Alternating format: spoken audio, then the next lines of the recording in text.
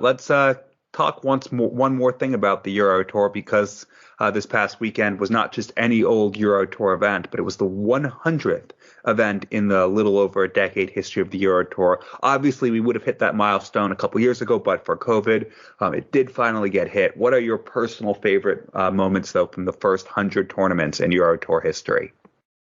Yeah, and I was thinking of this question at the weekend and why we didn't talk about it last week, but I guess we have had the 100 now, so we can look back on the first 100 Euro Tours, and two moments that immediately stick out for me. They both involve three bullseyes. You've got Simon Whitlock taking out the 150 last year, ball to win a match on the Euro Tour. It was one of the nominees for our checkout of the year. And going back a few years before that, the late Kyle Anderson, 2016, 4-2 down to Michael van Gerwen. I think it was the quarterfinals. Takes out 121 on the ball, 72. You wouldn't expect it to end up on a ball finish, but single 8, single 14 ball.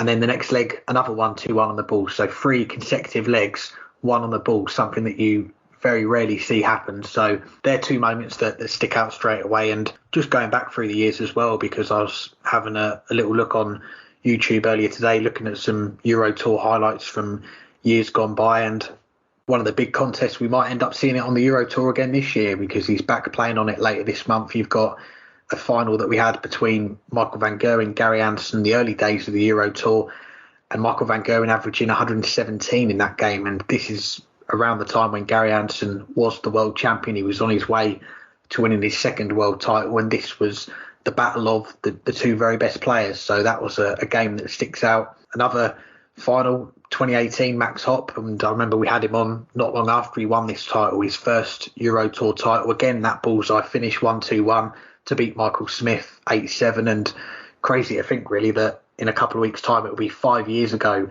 that he won that title. Seems a long time ago now. And more finals that I want to give a mention to. Of course, I've got to mention Peter Wright, 6, Michael van Gerwen, 0. That scoreline reversed at the weekend, but back in 2017, Peter Wright argument saying that he was the best player in the world, and he proved it in that game, winning 6-0 in the final.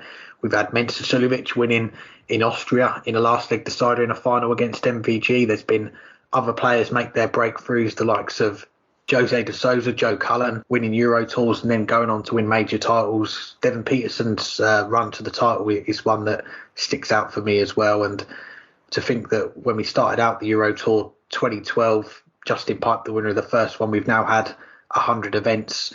The crowds, okay, Friday afternoons can be a bit quiet, but when you get to that Saturday night and the final day on Sunday, you're seeing thousands of people pack out in these venues. And these events, they have become a lot more important. They feel bigger, they feel more important now, and we've got more coverage for them as well. We've always had the streams on PDC TV for a lot of years, but now we are getting TV coverage. There's some here in the UK, other countries in Europe. The production of these events has improved as the years have gone by, and who knows where we're going to go with the Euro Tour. We've got 13 events again this year. We spoke with Rod Harrington a few years ago. His dream was to see the European Tour get even bigger, perhaps 15 to 20 events all around Europe, and maybe one day we'll get a Euro Tour in Poland, in France, Spain, Italy. It's probably a little while off, but I don't think we've reached the ceiling yet on how far the European Tour can go, and the interest is picking up in these events. More darts fans are getting behind it, and rightly so, because they do provide a lot of quality darts to watch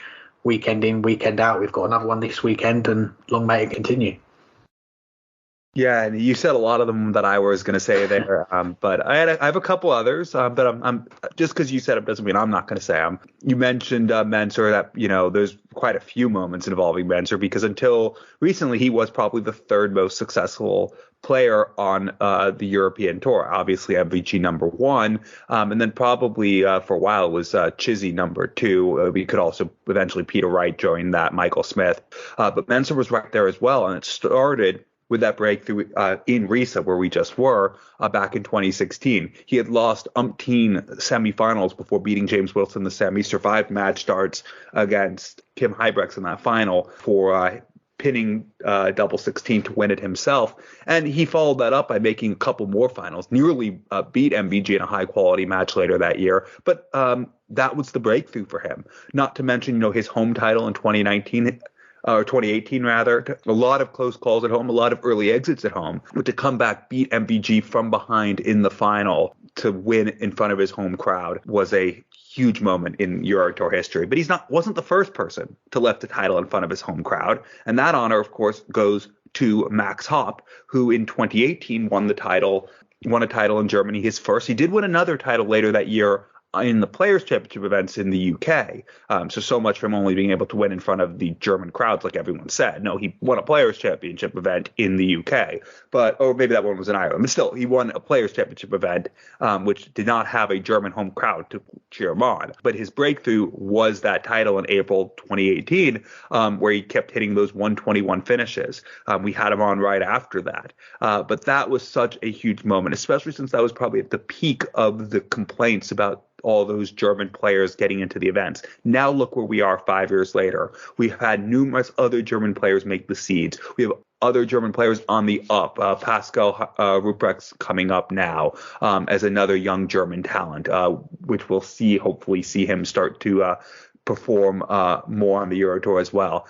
But it didn't start with Max Hopp, but his title started that real avalanche of German players breaking through. We still haven't seen another one win a title, but we've seen some of them come close. Obviously, Gabriel Clemens, who's made multiple finals, and Martin Schindler being the heads of those. But again, it started with Max Hopp's title. What happened a week after Max Hopp's title? You mentioned, a few of those breakthroughs. I had Devin Peterson on here. Jose's was a good one, Joe Collins. But you didn't mention the breakthrough of the ferret, Johnny Clayton, which was just 1 week after Max Hopp's.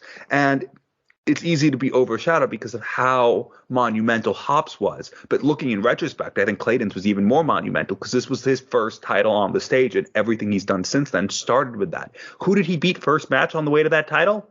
Max Hopp. 1 week on from Max Hopp winning a title, he lost Johnny Clayton's first match, Max Hopp's second match, to Johnny Clayton. Clayton then averaged 105 in beating Wade. He beat Ian White. I don't know if Ian White's ever done anything on the Euro Tour. Oh, yeah, only made 4 consecutive finals in the quarters. Then he beat Mensur Suljovic, who we both talked about, and then he beat his compatriot Gerwyn Price in the final. Johnny Clayton's breakthrough 1 week after Max Hopp, easy one to forget. You mentioned Kyle Anderson, the bullseye on 72, part of 3 consecutive bullseye finishes as he came back from 4-2 down to beat MVG. But it's not just MVG losing that's memorable. I was there in the crowd when MVG ended the most amazing curse in Euro Tour history, the curse of 5 years and a day. 5 years, 0 months, 1 day, 501 without a 9-dart leg of 501. MVG ending that against Ryan Joyce. And I'll just say one more match, another amazing final, that Peter Wright Benito Van de Pass final in Saarbrücken 6 years ago. Benito averaged 110